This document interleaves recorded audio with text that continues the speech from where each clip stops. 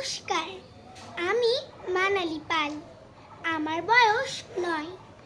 আমি সর্বভারতীয় সঙ্গীত ও সংস্কৃতি পরিষদে অনলাইন সাংস্কৃতিক প্রতিযোগিতা 2026-এ অংশগ্রহণ করছি।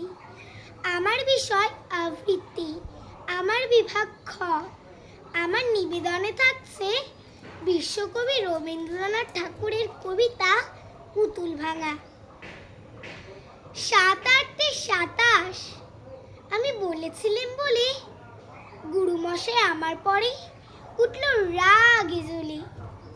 মাগো, তুমি 5 পয়সায় এবার রথের দিনে সেই যে রঙিন পুতুলখানি আপনি দিলে কিনে। খাতার নিচে ছিল ঢাকা, দেখালে এক ছেলে। গুরুমশাই রেগে মেগে ভেঙে দিলেন ফেলে।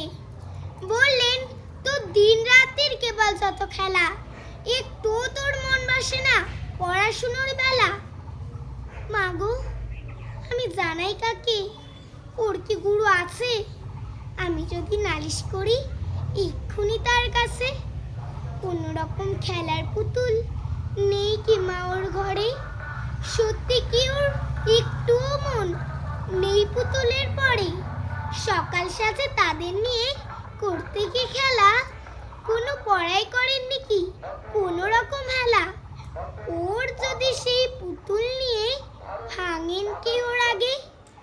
বল দেখি মা, ওর মনে তা কেমন তর লাগে। নমস্কার।